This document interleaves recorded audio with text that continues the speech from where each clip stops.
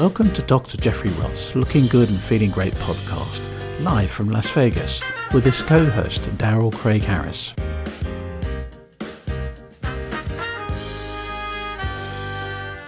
Well, welcome back, everybody. Welcome back. We're at it again. Beautiful Las Vegas. We're having a wonderful week, actually. Very busy. I know you're always busy. Always busy. You just had a fabulous birthday. Not you personally.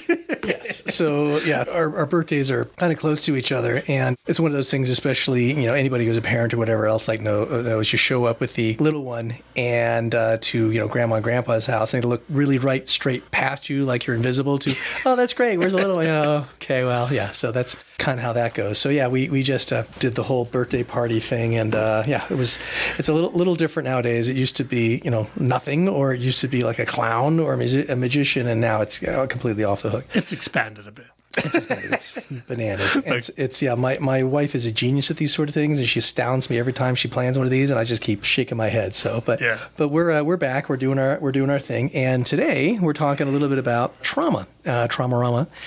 We started last time with trauma and the general tenets of it, and how the trauma training helps out with the plastic and reconstructive surgery training and all of that. And we were going to focus a little bit more this week on penetrating trauma. So they're usually grossly divided into blunt versus penetrating, and we were going to do some penetrating. Right. And so part of the story with trauma, your background in terms of your training was being at a hospital, a very busy hospital in Philadelphia. That's where, I guess, what you did residency, right? Yes. Okay. So tell us a little bit about, for people that maybe didn't hear the last episode, give us a little background with that for you. Sure. So my personal story is, did it the old way. Basically, I did general, you go to medical school and then you do residency, right? And so residency, I did general surgery first, and then went to plastic surgery after that.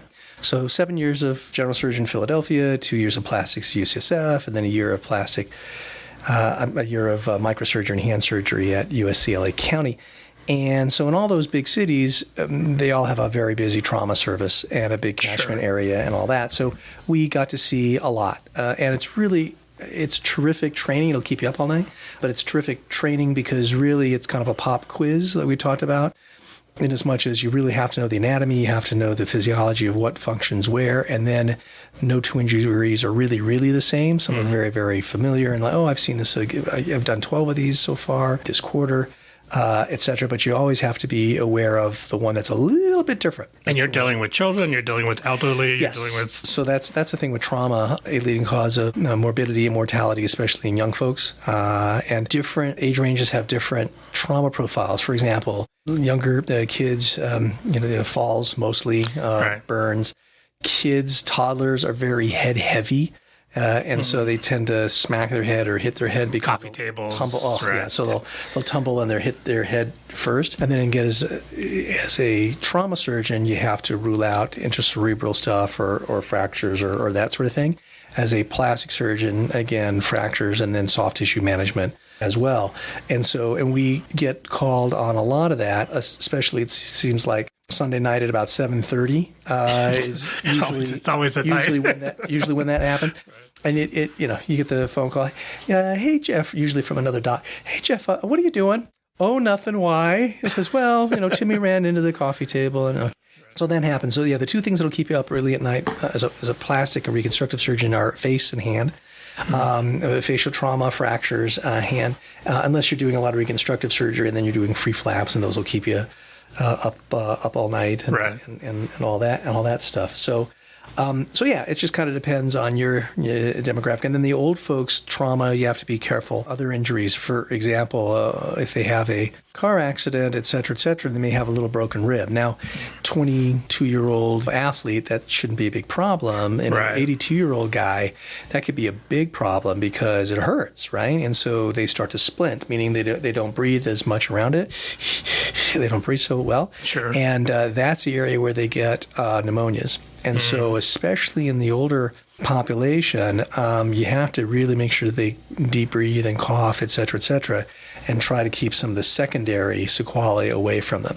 So you have to be conscious when it comes to trauma. I think we've really discovered there's the pre-hospital, well, there's prevention, right? Meaning, and we talked about this, technologically, cars have gotten safer with airbags and crumple zones and seatbelts, et cetera, et cetera. In youth sports, things have gotten better. With the helmets have gotten better, the pads have gotten better, the rules have gotten better, mouthpieces, et cetera, and then playgrounds as well. They're redoing playgrounds so that people it's don't a lot safer than when I was a kid. Oh, yeah. So, and it's still, people get clobbered. Absolutely. So, but, the padding is different, et cetera, et cetera. So, yeah, I mean, we grew up certain toys, I won't say the name, but, they had lead paint and and pinch points and sharp edges and all that good stuff. So, yeah, so that stuff has gotten better. So that's prevention. And there's pre-hospital, which means, okay, something went down. How do we get out to these people? How do we rescue them? There's the golden hour they call of trauma, which means get them from the field into the hospital, i.e. the operating room, within an hour. We discovered that years ago with wartime, rapid evacuation from the front, et cetera, et cetera.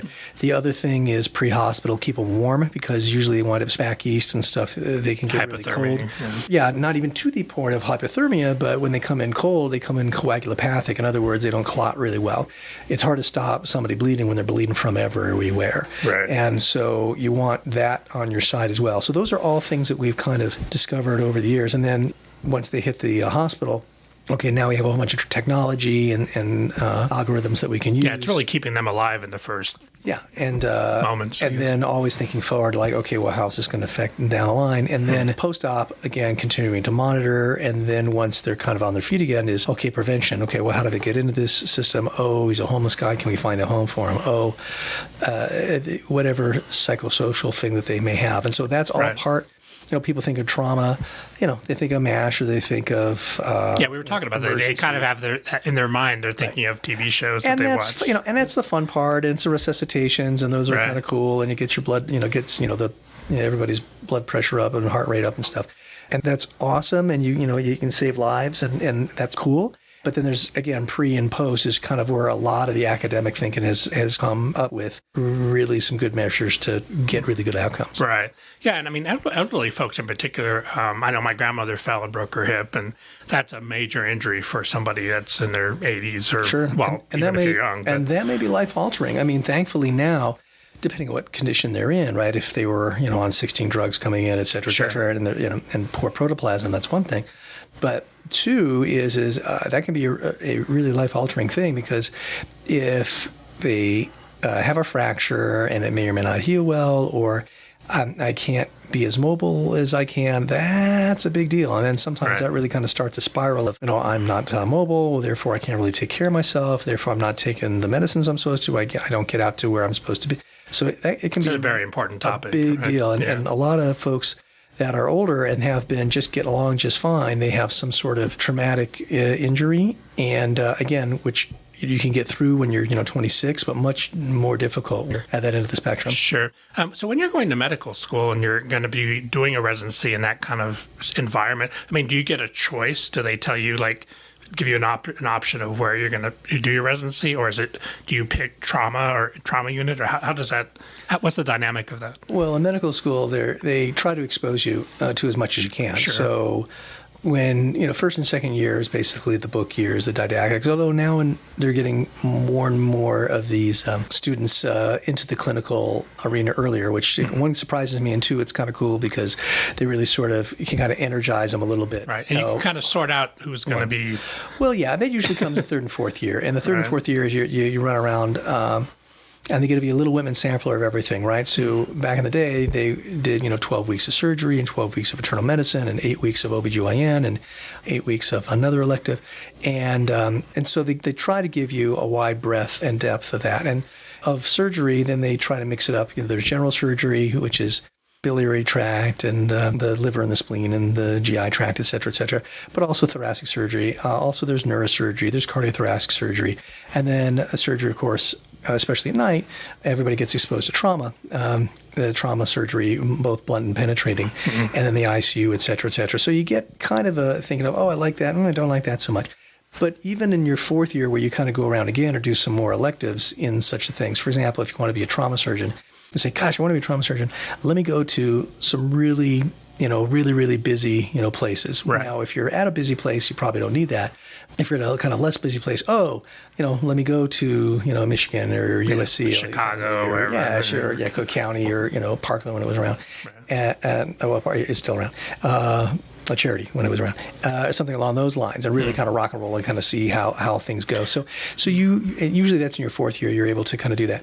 Now, having said all that, you know that trauma is part of general surgery, and so that kind of pushes your pathway down there a little bit. The other thing, and we talked about this before, is even residents will change the residency 30% of the time, which is a big number. So some folks will say, gosh, I thought I would like anesthesiology, but hey, I want to do emergency medicine or I want to do pediatrics or whatever the case may be. But that's a good place to really sort that out because that's theoretically going to be your career. You're going to figure out what's sure. going to get your... So that's kind of where that is. So you do a little bit of that, but every student runs through the trauma unit in general surgery at some point to really kind of see it. And I think it's more important for folks that aren't going to be general surgeons to do surgery because this is their only shot that they're really going to be in the operating room and cutting and sewing and seeing surgical pathology. So even if they're an internal medicine guy and they're saying, this looks like a hot gallbladder, looks like cholecystitis, they know in their head what that looks like because they were in the operating room. They're not going to take it out. They're not going to the operating room with this, but they know oh man, this guy can get really, really sick because I saw a really big bad one once. Right. And so they're more. Yeah, you kind of have to get your hands in there and see. Yeah. Right. So having said all that, is that I think it's really good for the guys and gals that are going into non-surgical specialties to actually get into the OR. And critical care is always good. But what was the thing that really struck you that made you decide I want to go into plastic surgery and go that direction? Well, yeah. So the whole thing with that is at some point in medical school, you have to figure out, are you going to think or are you going to do, right? And it can be really bottom line. So you're going to think like House, right? Or you're going to do like, I love House. That's a great show. Like, Hawkeye on MASH, right? Exactly. So basically, and I was more of a doer, separate the patient from the disease and all that and go in and fix something. And so I gravitated towards surgery. So in the first year of surgery, again, it's like a Whitman sampler, and you get a little bit of urology and neurology and neurosurgery and all of that. And I like the way the plastic surgery guys thought, how the reconstructive options go. And so for all that, I really enjoyed that. Some of the specialties have a lot of crossover. For example, burn surgery. You can get there from general surgery and plastic surgery. They usually share the burn units depending on how that goes because a lot of it's soft tissue management, but it's also crossovers, critical care and such. And so that's really interesting. And burn surgery is fascinating because nobody has a higher metabolism than a burn victim. And whether it's a thermal burn, whether it's a scald from really hot water, whether it's a chemical burn, and then you get back into chemistry of like what type of chemical is it, how do you counter it, how do you counter it without causing more thermal injury, et cetera, et cetera. Right. How do you get rid of the disease in this case, the burn, and then how do you reconstruct it, which can be a real challenge, both functionally, meaning the burn is over a joint, you don't want contractures, as well as aesthetically, how do you go ahead and make things look a little bit nicer, et cetera. So the burn unit is really a very, very interesting place. And shameless plug is myself and Dr. Bill Hughes, who now runs the burn unit at Thomas Jefferson University in Philadelphia, wrote a book a while ago, The Essential Burn Unit Handbook, and it has so many of those tenets of, what to look for, airway, breathing, circulation, disability, exposure, what vent setting to put them on, what do you do about antibiotics, et cetera. Because, in my opinion, kind of encapsulates all of that. That gives you a blueprint.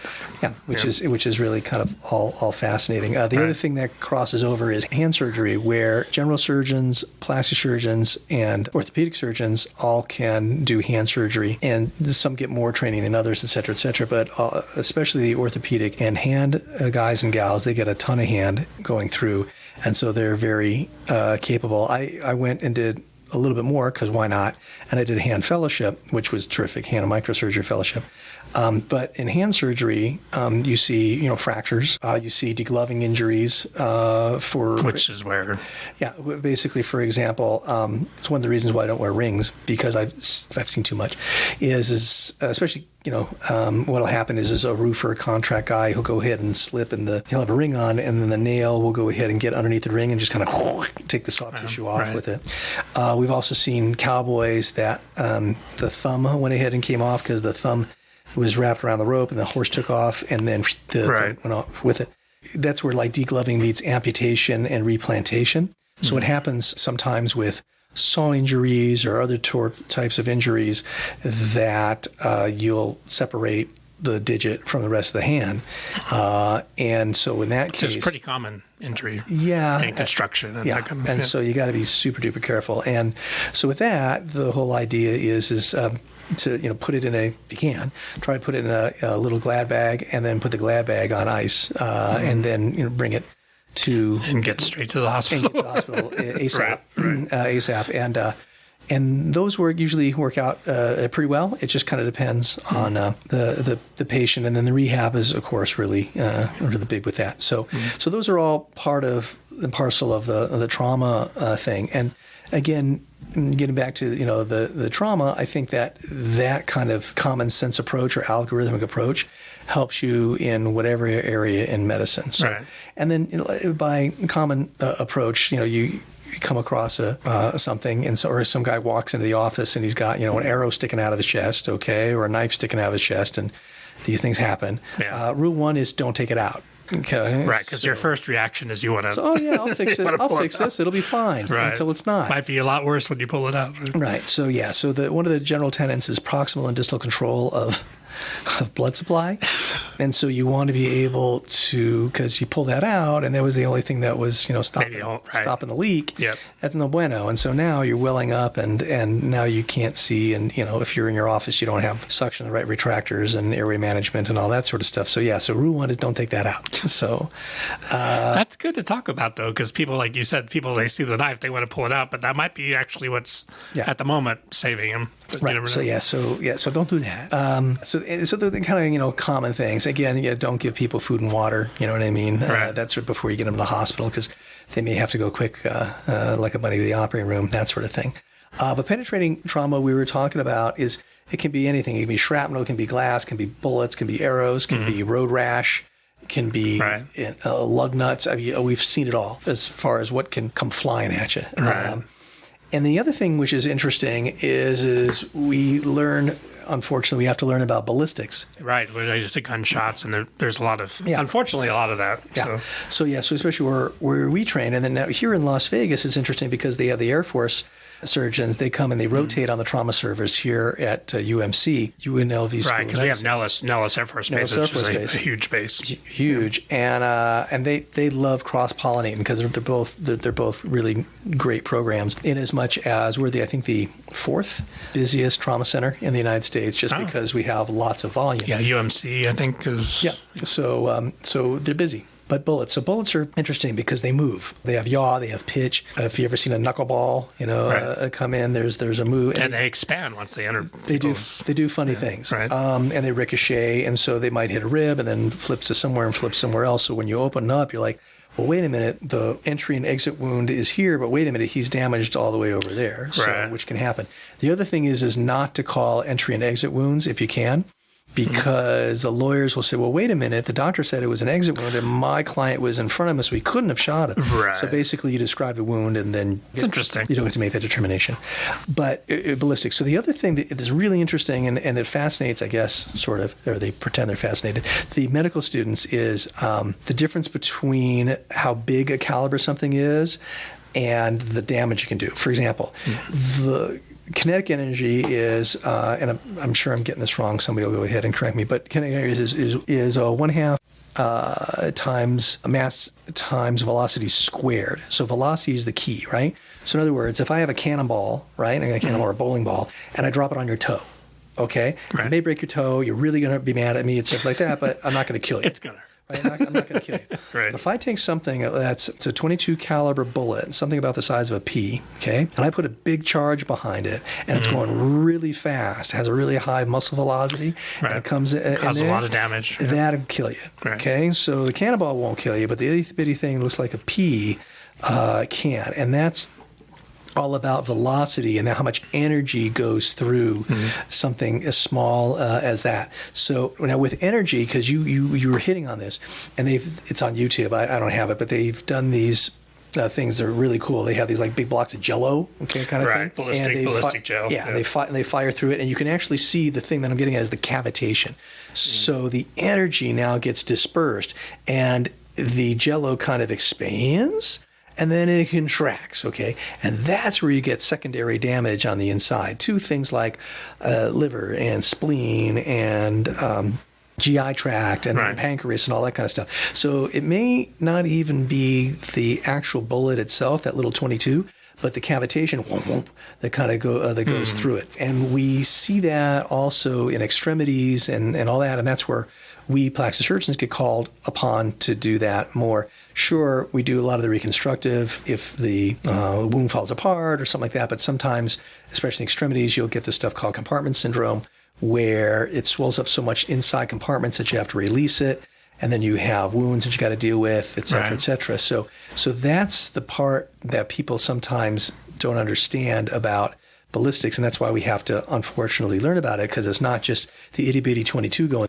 It's all of the energy that went through the body. And again, they tend to relate that to TV shows or movies. Yeah. So and everybody becomes a crime scene investigator. Of course. So now a CSI. Exactly. And everything else. And shout out to Anthony Zeiker, who created CSI. He's a proud Chaparral High School alum. He was a couple years behind me. Didn't know that. Great guy. So a great guy. And he lives back in Vegas now, which is great. And but bullets do strange things. I've seen a guy, we were at the pediatric hospital. This is Philadelphia, right? So at the pediatric hospital, a security guy told a guy to move a car.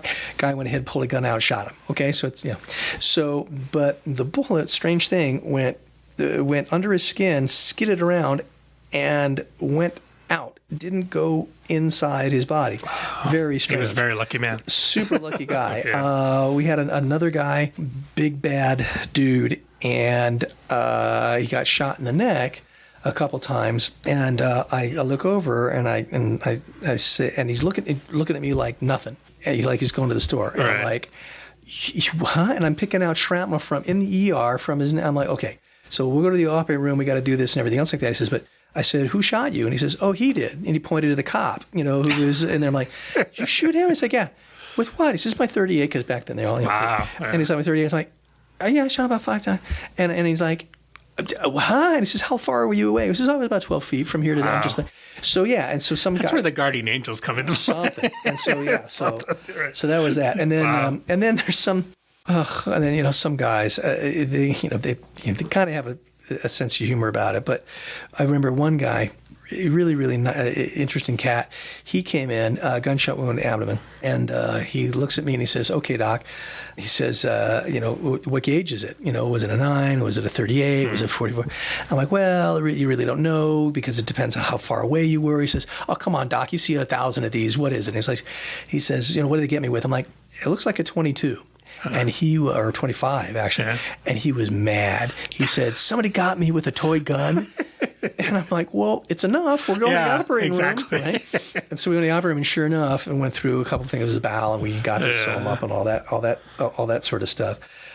But yeah, sometimes they'll do really, really funny things. Yeah. Obviously, technology is always changing. What are some of the newest things with technology that have really helped save many lives in the ER these days? What are some of the most common shoot techniques? Well, yeah. I mean, there's some principles now that they actually have brought, and you try to get better, and you try to learn from mistakes, or you think up, they have these shower thoughts. Hey, how can we make this better? Sort of thing. For example, if at a big city hospital, if there was a delay getting your patient blood, well, how can we fix that? How can we do that? Right? Sure. Well, the answer is you have blood in a fridge in the trauma bay.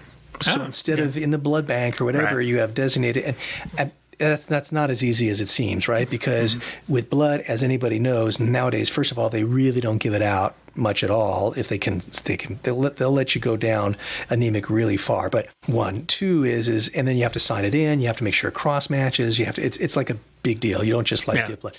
But having said that, if they can go ahead and stop the time of somebody have to grab the blood and then go in the elevator and run up the stairs. Because time is crucial in that situation. So now, often where we were anyways, they started having O negative, which is the universal donor, blood, boom, in the trauma bay. So the other nurse can go ahead and boop, boop, boop, and give the blood as opposed to up and putting the order in and taking the order off, or running downstairs and all that kind of stuff. So all that's been better. I think warming the patient, we have these things now called bear huggers, which are awesome because they can get you really warm really fast. And again, you don't want people coming in cold because cold means coagulopathic, and that means you bleed. And so you get in there and you're operating. It's interesting because you always think of them like in certain situations trying to keep the patient cool. Right. Maybe trying not to, but I guess there's a different understanding now. Right. So that's a different physiology. That's if you want to on purpose cool the patient down, is because you want them to slow down the metabolism, et cetera, et cetera. Right. And in the cardiothoracic place, you want them to actually arrest and stop the heart. And so that's where you pour an ice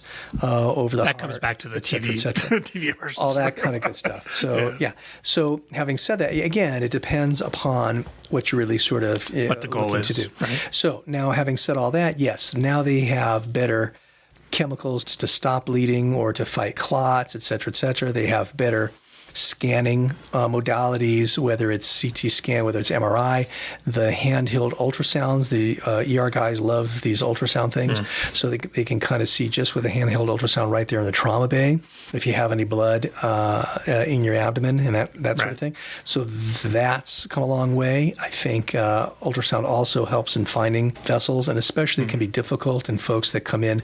They may have been on the street 4 to 6 hours before they got found. They may be bleeding. They're hypovolemic. You can't, they don't have any blood in their veins, so there may be a hard stick. So so there's always something new, always something kind of better, and that's why they have trauma conferences, and that's why they have journals and everything else. And now that the pandemic's over, I hope for now, that at least we're having meetings in person, and there's that exchange of ideas. That's the one nice thing in medicine is if somebody comes up with a better mousetrap, they tell everybody else about it. So saving lives. Right, and it seems like my impression is that you never stop learning. There's always something new, right? 100%. So and I had a professor of mine, the late Gil Gradinger. He's spectacular. He was spectacular. He told me, he says, "Hey, Jeffrey," he says, if you get bored in plastic surgery, you're not reading enough. Right. Because there's always something. Always something else. And I work with the medical society in town, and I learn something every time I go ahead and talk to these folks. There's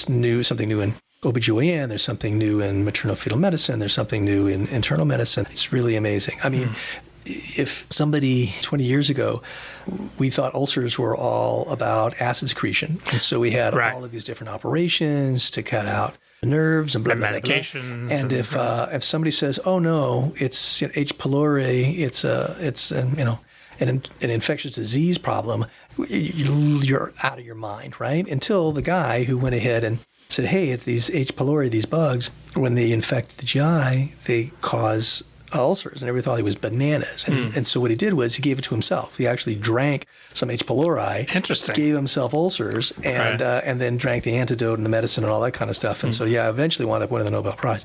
Yeah, there's always something new. Yeah, that's exciting. I mean, the future is bright for medicine and for surgery, and 100%. Whether it's and things interact. Again, the stuff that you learn in the trauma bay, the principles that you learn. I tell the medical students what they're trying to do is set up the scaffolding, and then they go ahead and hang more stuff on the scaffolding. And as a medical student, you get intimidated because you go to GI conference and these guys are quoting stuff from like 76 and this study of X amount of patients. Like, how do they know all this stuff? And the answer is they've been at it so long that they just put more and more stuff on that scaffolding. And so then you can eventually quote literature and say, "Oh, wait a minute, that is kind of like the other thing that I read," or "Wait a minute, that's different," et cetera. And so you continue to pile on the scaffolding until you have, a real good knowledge base yourself. If say somebody, I would assume. Well, actually, when did you know you wanted to be a doctor? Was that really young? Or? Pretty young. Yeah. So high school, et cetera, et cetera. My mentor was Miles Cohen, who recently retired. He was an orthopedic surgeon, hand surgeon in Cedars-Sinai in Los Angeles. I had bad knees. He treated me for my bad knees, and then I said, "Wow, that's kind of cool." And I had the opportunity to kind of follow a lawyer around and a doctor and so I said, "Well, I think medicine's kind of for me," because, and as corny as it sounds, at the end of the day, at least you know you tried your very best to help somebody. So Right. that's me, and that's kind of my turn on, is to go ahead and try to make a difference and try to help somebody. As corny as that may seem. And, Well, the thing about what I like about you in particular is, and I've said on a few of your consultations, is that you take your time. You really want to get to know the patients. You really want to make a difference. And I think sometimes it seems like maybe some doctors, because of the nature of things, they don't have that amount of time. It's, Right. And that seems to be a really important part of your practice. Yeah, probably too important if you ask my office staff, and they're trying to make me more efficient. Well. Like, Doc, come on, let's go. No, but again, I feel for the family practice docs and stuff, and the government's telling them, you got to be in there, 7 to 9 minutes, right. and you're like, what? And I would have a lot of difficulty, doing that. There's guys and gals that are much more efficient than I am, but I really do want to kind of listen to the why.